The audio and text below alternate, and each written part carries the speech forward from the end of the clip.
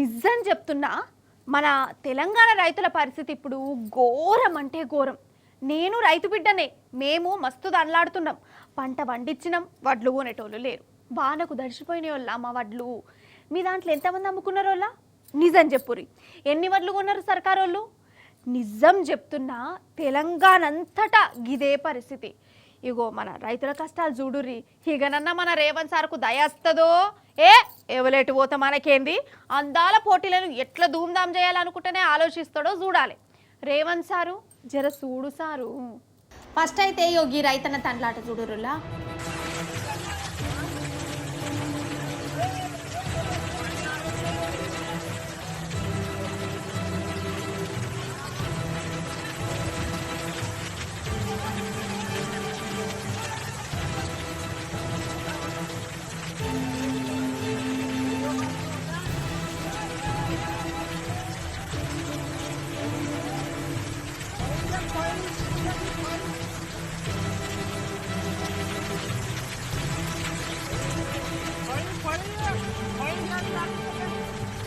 పండించిన పంట నీళ్ళ పాలైతుంటే అవి దడవకుండా ఎంత తండ్లాడుతుండో చూడు.